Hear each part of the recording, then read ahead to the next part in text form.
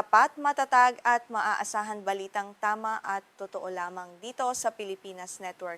Magandang araw sa ating mga kababayan sa Pilipinas at sa buong mundo. Huwag kalimutang pusuan ang video, sumubaybay at pindutin ang patingaw upang lagi kayong updated sa balita. Simulan na natin. Isang mainit at lubhang nakababahalang balita ang ating tinututukan ngayon mula sa gitnang silangan. Inako ng mga rebeldeng Houthi sa Yemen na hayagang sinusuportahan ng bansang Iran ang buong responsibilidad sa serye ng mga nakamamatay na pag-atake ngayong linggo. Ang hakbang na ito ay nagdulot ng matinding takot sa buong mundo dahil sa posibilidad ng mas malawak at mas madugong digmaan na maaaring magbago sa takbo ng pandaigdigang seguridad. Sa ulat na natanggap mula sa Cairo, 12 dosenang sibilyan at sundalo ang napatay sa mga nagdaang araw dahil sa walang humpay na pag-atake ng grupo. Bukod dito, naging pangunahing target din ng mga rebelde ang mga tanker ng langis ng Saudi Arabia na kasalukuyang dumaraan sa Bab el-Mandeb Strait patungong Gulf of Aden, isang kritikal na ruta para sa pandaigdigang supply ng enerhiya na ngayon ay nasa ilalim ng matinding banta. Bagaman mas maliit kung ihahambing sa kilalang Strait of Hormuz, napakalaki ng papel ng Bab el-Mandeb Strait sa takbo ng ekonomiya ng buong daigdig. Tinatayang humigit kumulang 12% ng kabuuang kalakalan sa buong mundo ang dumaraan dito. Ang rutang ito ang nag-uugnay sa Asia at Europa sa pamamagitan ng Suez Canal ng Egypt, kaya ang anumang kaguluhan dito ay may direktang epekto sa maraming bansa. Ayon sa mga eksperto sa ekonomiya, halos isang kapat ng pandaigdigang trapiko ng mga container ship ang umaasa sa ligtas na pagdaan sa Bab el-Mandeb Strait. Dahil sa mga kamakailang pag-atake ng mga Houthi, lumaki ang pangamba ng mga kumpanya ng pagpapadala. Ang kawalan ng katiyakan sa seguridad ay nagbabantang magpabagal sa daloy ng mga produkto at maaaring magpataas sa presyo ng mga bilihin sa pandaigdigang merkado. Batay sa pinakahuling datos sa pagpapadala na inilabas ngayong linggo ng kilalang kumpanyang nagsusuri ng datos na Kepler, kapansin-pansing nabawasan ang bilang ng mga tanker ng langis na dumaraan sa Bab el-Mandeb Strait. Maraming kumpanya ng transportasyong pandagat ang nagpasyang iwasan muna ang rutang ito dahil sa takot na matarget ng mga sopistikadong misil at drone ng mga rebeldeng Houthi na patuloy na nagbabantay sa karagatan. Ayon kay Afra Nasser, isang kilalang mananaliksik tungkol sa Yemen, ang ilang linggong pagpapakitang gilas at pag-atake ng mga Houthi ay nagpapakita ng mas malalim na estratehiya. Ito umano ay malinaw na paraan ng Iran upang lalo pang higpitan ang presyur laban sa Estados Unidos sa pamamagitan ng kanilang malapit na kaalyado sa Yemen, na ngayon ay nagiging mitya ng mas malawak na tensiyong geopolitical sa pagitan ng mga superpower. Sa isang malalim na pagsusuri na inilathala kamakailan ng organisasyong non-profit na DAWN, binigyang diin ni Nasser na ang kasalukuyang tensyon sa Yemen ay direktang konektado sa mas malalawak na kaganapan sa buong rehiyon ng gitnang silangan. Hindi ito isang lokal na labanan lamang kundi bahagi ng isang mas malaking proxy war kung saan ang malalakas na bansa ay nagpapakita ng kanilang puwersa at impluwensiya sa rehiyon. Ang mga pag-atake ng Houthi kabilang ang naganap sa hilagang silangang Yemen ay sumiklab matapos ideklara ng mga rebelde ang isang blockade laban sa mga barkong may kaugnayan sa Saudi Arabia. Ang pagharang na ito ay naglalayong pigilan ang mga sasakyang pandagat na dumaraan sa Bab el-Mandeb Strait bilang ganti sa mga nakaraang opensiba at pambubomba ng Saudi Arabia sa kanilang mga teritoryo at pasilidad sa bansa. Ayon sa panig ng mga Houthi, ang kanilang aksyon ay isang makatwirang tugon sa ilang taon ng pagkubkob ng Saudi Arabia sa Yemen. Binigyang diin nila na ang pag-atake sa mga barkong Saudi ay naglalayong basagin ang blockade na nagpahirap sa kanilang ekonomiya at nagdulot ng matinding krisis sa pagkain at gamot sa mga lugar na kontrolado ng mga rebelde, partikular na sa kanilang kabisera ang Sanaa. Sa ulat ng militar ng Saudi Arabia, isa sa mga pag-atake ng Houthi noong nakaraang Huwebes ay nag-iwan ng 11 sibilyan na sugatan, kabilang ang isang 4 na taong gulang na bata. Ang ganitong uri ng karahasan laban sa mga walang kinalaman sa digmaan ay umani ng matinding pagkondena mula sa iba't ibang sektor at nagpapakita ng lumalalang krisis na makatao sa buong bansa. Samantala, iniulat ng Saba News Agency na kaanib ng opisyal at kinikilalang pamahalaan ng Yemen na hindi bababa sa 17 sundalo ang napatay sa magkakahiwalay na pag-atake sa mga kampo militar na sinusuportahan ng Saudi Arabia sa silangang bahagi ng bansa. Ang madugong insidenteng ito ay lalo pang nagpalalim sa hidwaan ng dalawang nagtutunggalyang panig at nagpapakita ng patuloy na kawalan ng kapayapaan sa rehiyon. Sa isang pahayag sa social media platform na X, kinumpirma ng opisyal na tagapagsalita ng Houthi na si Nasruddin Amer na hindi sila titigil sa kanilang mga operasyon. Sinabi niya na patuloy nilang tatargetin ang anumang puwersa o kagamitang militar ng Saudi Arabia hanggat hindi ganap na inaalis ng kaharian ng blockade na nagpapahirap sa mamamayan ng Yemen sa loob ng napakahabang panahon ng digmaang sibil. Nagbabala ang mga eksperto na kahit ang mga paminsan-minsang pag-atake ay sapat na upang maparalisa ang Bab el-Mandeb Strait. Katulad ng nangyari sa Strait of Hormuz, ang takot sa pag-atake ay nagpapataas sa gasto sa seguro ng mga barko. Dahil dito, maraming kumpanya ang maaaring piliing wag nang dumaan doon na maaaring humantong sa de facto na pagsasara ng mahalagang daan ng pandagat na ito para sa pandaigdigang komersyo. Kung tuluyang iiwasan ng mga barko ang Bab el-Mandeb dahil sa matinding takot, dalawa sa pinakamahalagang rutang pandagat sa mundo ang epektibong mapaparalisa ng sabay. Ang sitwasyong ito ay maaring magdulot ng napakalaking krisis sa pandaigdigang kalakalan at supply ng langis na tiyak na magpapataas ng inflasyon at magpapahirap sa mga mamamayan sa iba't ibang panig ng mundo, kabilang na ang Pilipinas. Sa kasaysayan, ang Bab el-Mandeb ay nagsilbing alternatibong daanan tuwing may banta sa Strait of Hormuz. Noong nagsimula ang digmaan, dito idinaraan ang supply ng langis upang maiwasan ang panganib. Ngunit sa kasalukuyang sitwasyon kung saan ang Bab el-Mandeb mismo ang direktang pinupuntirya, tila nawawalan na ng ligtas na daanan ang mga barkong nagdadala ng enerhiya at krudo para sa buong mundo. Nabatid mula sa tatlong opisyal ng Houthi na nagsalita sa kondisyong hindi babanggitin ang kanilang mga pangalan na ilang buwan nilang pinagplanuhan kung paano epektibong maghahasik ng kaguluhan sa strait.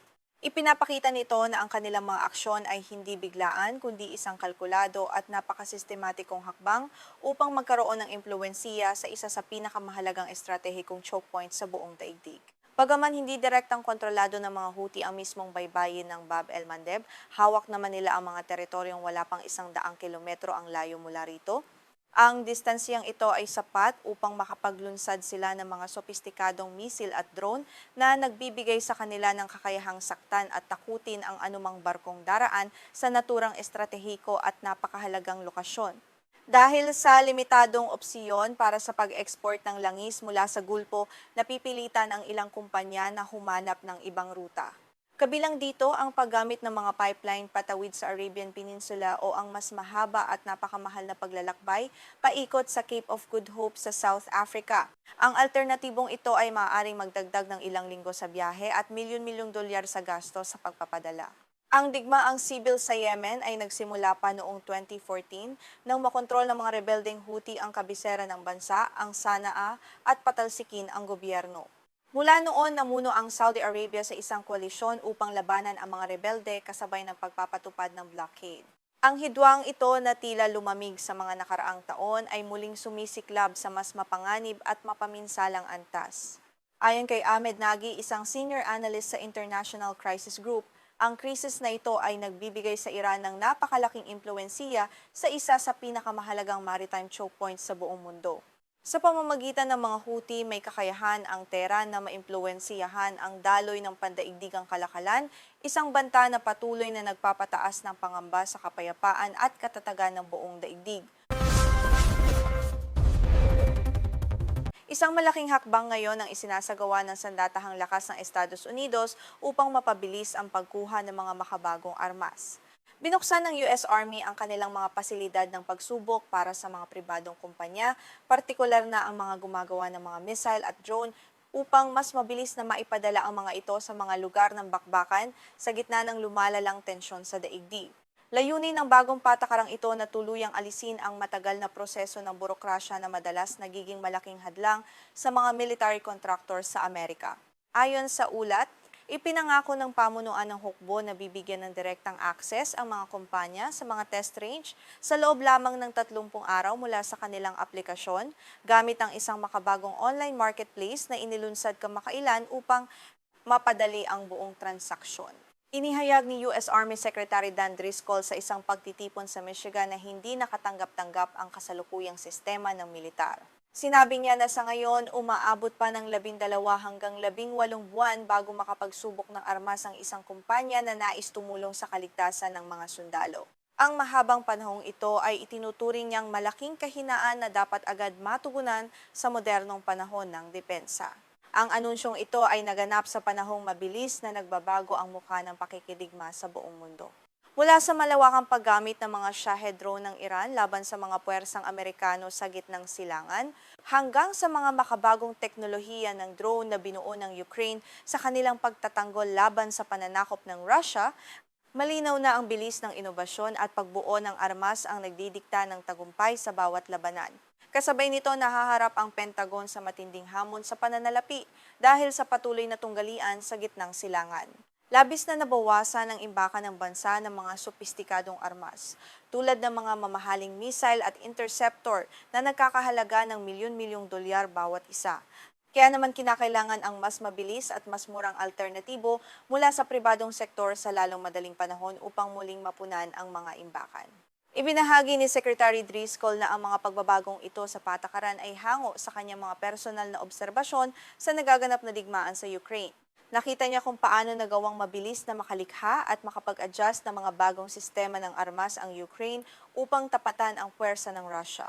Ang ganitong uri ng liksi at bilis sa produksyon ang nais kopyahin at ipatupad ngayon ng militar ng Estados Unidos.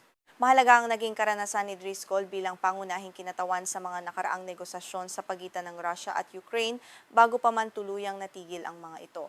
Ang kanyang malalim na pag-unawa sa estratehiya at takbo ng modernong digmaan ang nagtulak sa kanya na baguhin ang lumang sistema ng pagkuha ng armas sa US upang masiguro na hindi mapag-iiwanan ang kanilang bansa sa harap ng mga makabagong banta mula sa mga kaaway.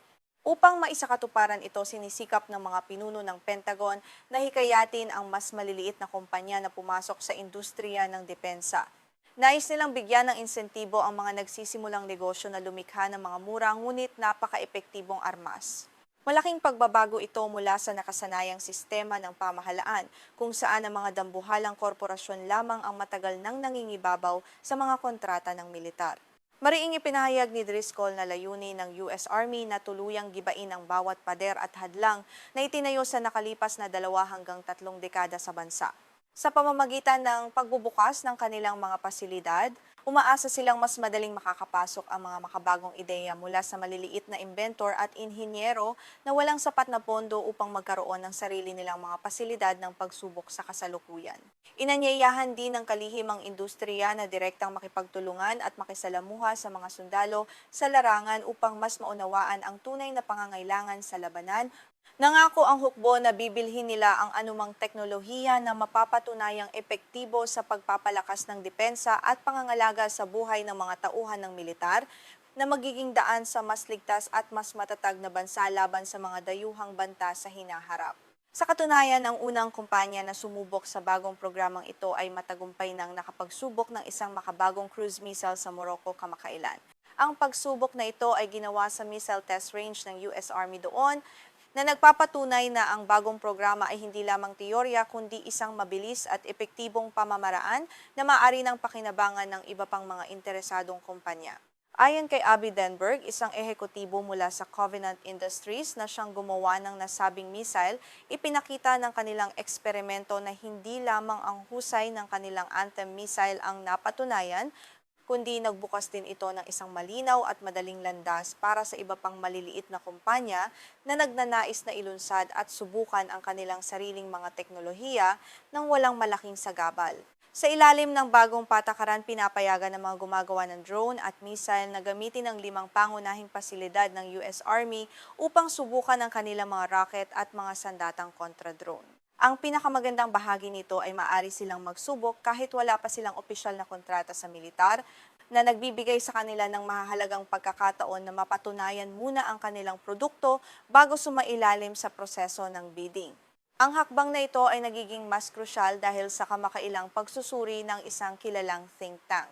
Ayon sa Center for Strategic and International Studies, ang patuloy na pakikipagdigmaan sa gitnang silangan ay lubhang nagpababa sa imbakan ng mga advanced interceptor ng Amerika tulad ng Patriot at Th-8 na ginagamit laban sa mga banta mula sa himpapawid tulad ng mga missile at drone ng kalaban.